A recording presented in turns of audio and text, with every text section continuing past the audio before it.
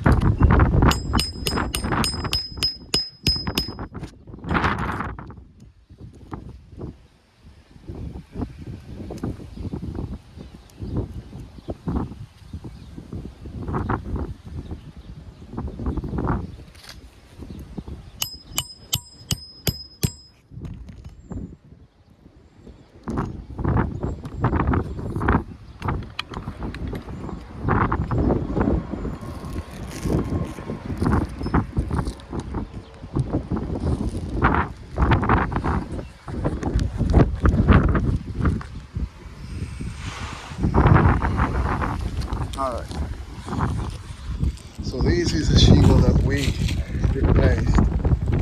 And we have some tar that is still attached to it. This is from the shingle above. This is a new shingle we just installed.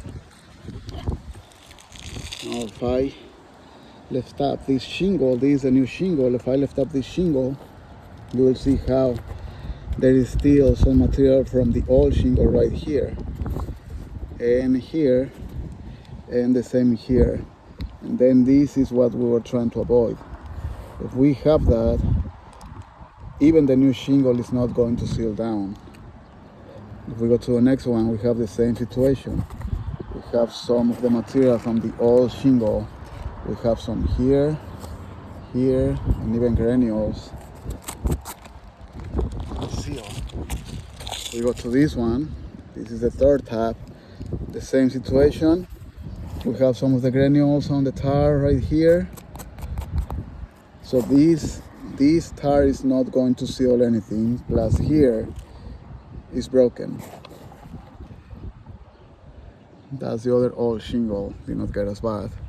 And again, this is the new shingle, so this is not going to seal down.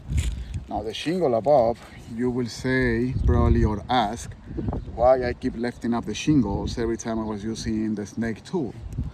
This is the reason why I have to lift it up, because the nail does not go all the way flat down, see? So I have to lift this shingle a little higher to be able to nail this nail flat down, which this is why I did it with this other tab right here.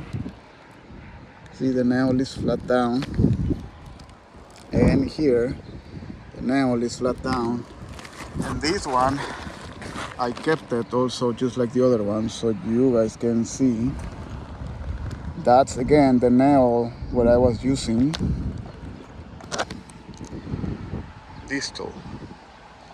And basically what it's doing is that this little part right here is not allowing the nail to go down. This is why I have to lift up the shingle higher to be able to nail that nail flat down.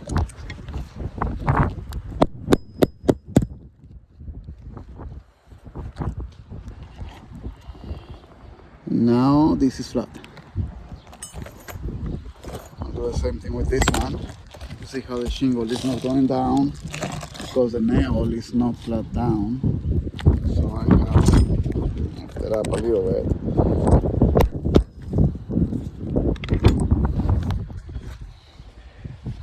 There we go. Now it's all flat. Now when we do that,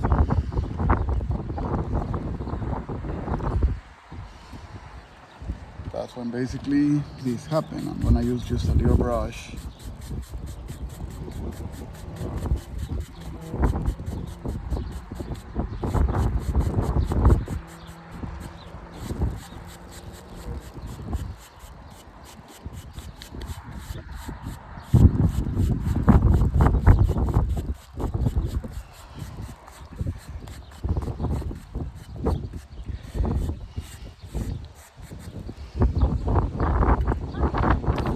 What happens to the shingles above. There is very little, but there is a little crease right here. And it's because the shingle has been left up just enough that will create that little crease. That's number 2. And this is number 3. Now we have this other one above, which is the one that I was able to nail also. It creates the same fracture on that shingle. Now if we go to the shingle below, shingle number 1, it also shows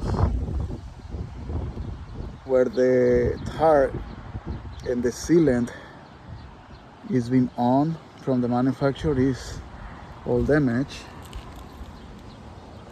Right there, that's a big one. Right here, that's another big one.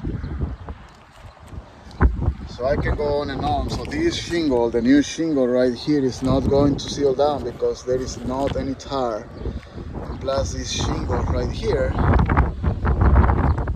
might seal down, but it's already increased, which eventually that's going to be damaged. Now if we go to all these other shingles that have decreased, there's another one right here, but it's decreased on the top. The same situation right there.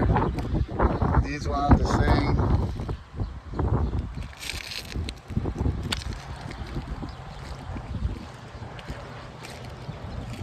Missing one, and this again has decreased. What I've been talking about.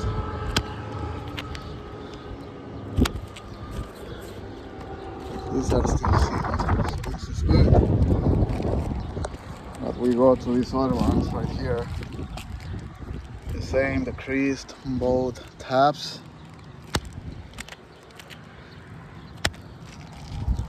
And the same here.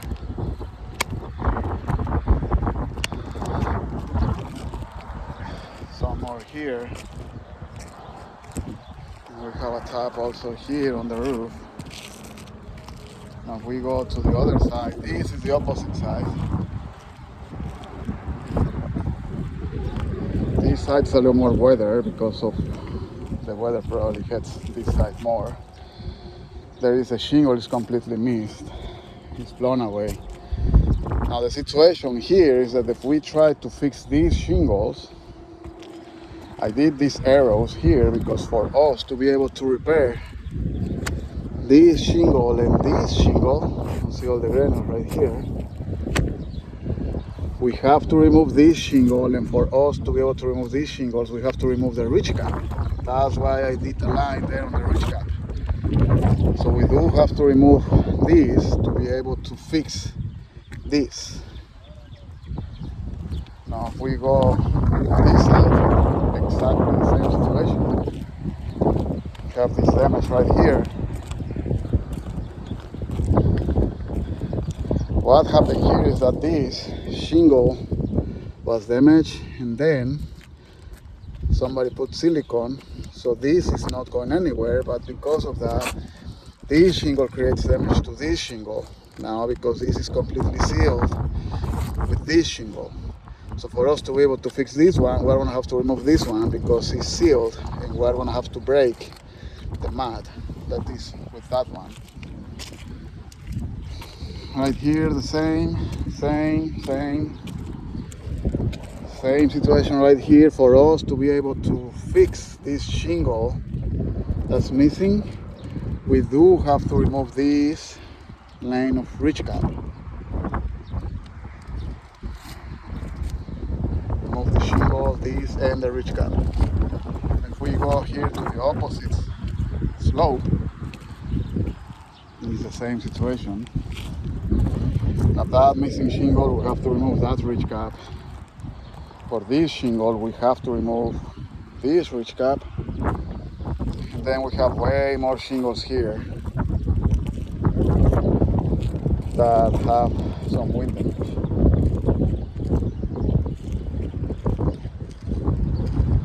So here, and here, and here.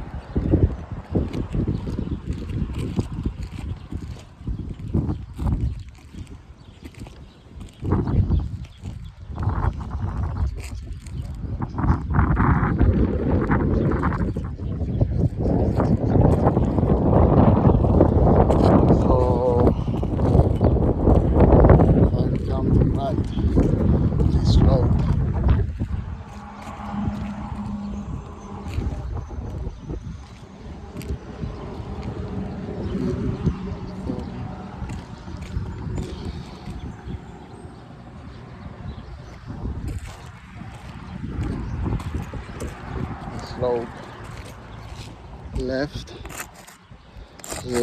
side has about 45 shingles with wind damage. We go to the side.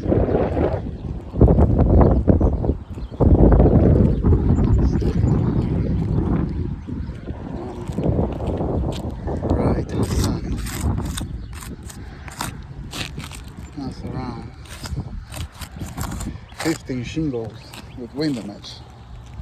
And that's not counting the shingles that we might damage because of the attempt of the repair. That's the closest color we could find. And this is what we have when we are dealing with the wind.